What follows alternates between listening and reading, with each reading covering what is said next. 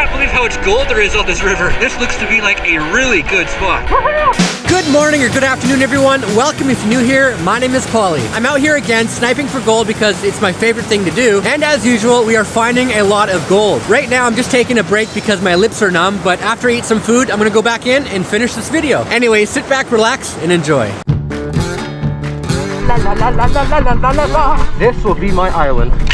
I knew exactly where I wanted to start my gold hunt today, right where I found the Elvis nugget in the last video.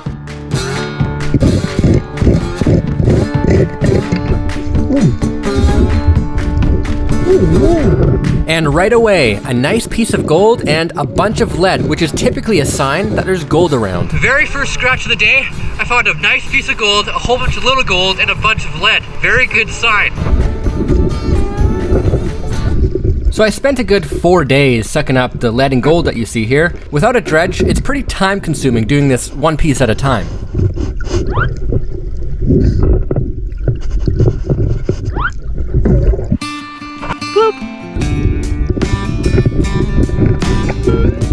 I feel like I waste the most amount of time chasing tiny pieces of gold.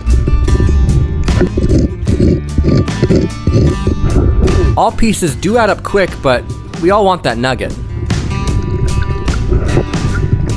I'm making my way to the bottom, and I just found our first nugget of the day. I can't believe how much gold there is on this river.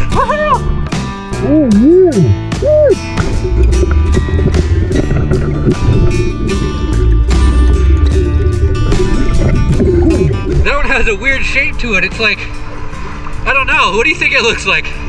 I think I'm gonna call this nugget the can opener.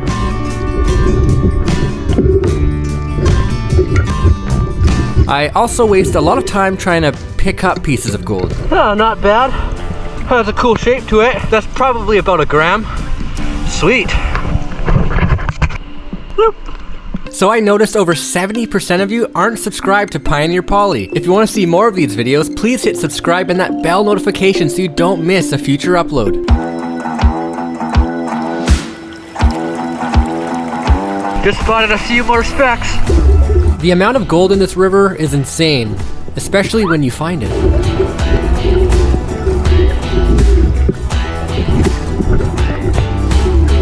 I know underneath that clay, it's gonna be loaded.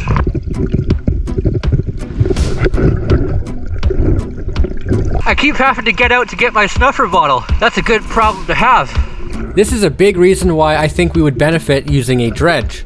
Instead of sucking up one piece at a time, you can suck up everything in a very short amount of time so you don't miss anything and have a way bigger clean out. Keep forgetting my wrist has a sprain. Also, I believe dredging is easier on the injuries.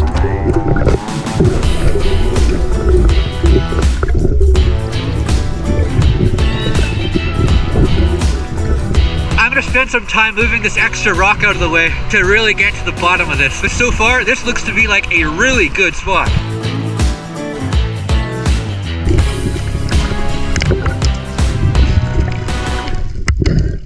While I waited for all the smoke to clear up, I decided to go explore and see what else I could find.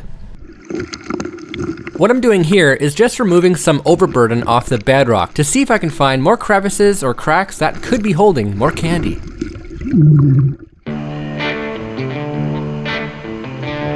La la la la la. Interesting fact, all these rocks are special, especially this one.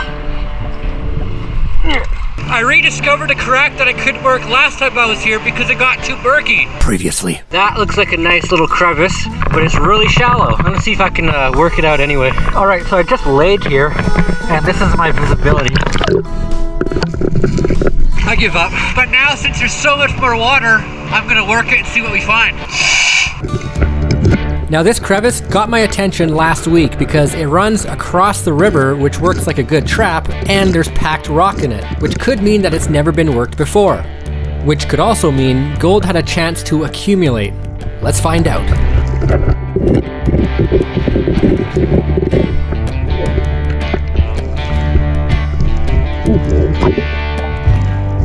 Two pieces of gold.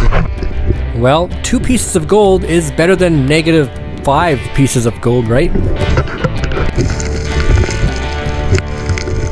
Moving on, I saw this bedrock that looked pretty good, so I decided to clear everything out of the way to see what lied below.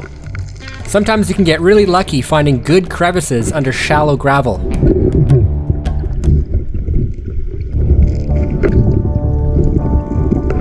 This music kind of sucks. Let's see what else I got here. That'll do.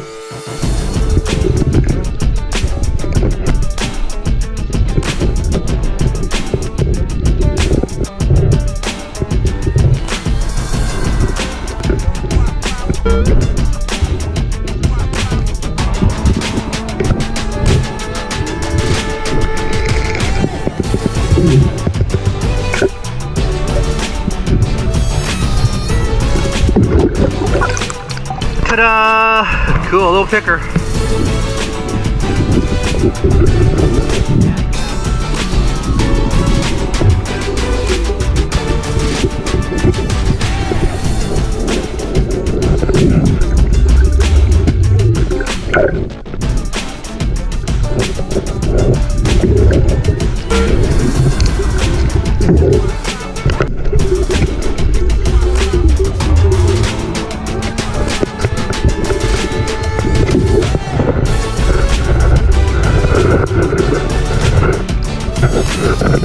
I won't be too much longer. I'm starting to run out of energy. It's already been 5 hours. Almost done. A bubble bath.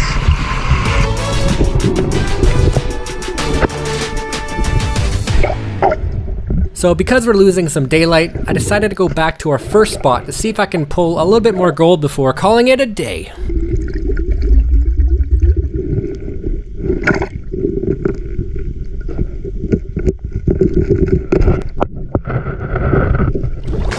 Okay, so I'm calling it a day. It's been about 6 hours, which is 2 more hours than the last time I was here last week, and I think we found more gold. I'll try to do this with one hand here.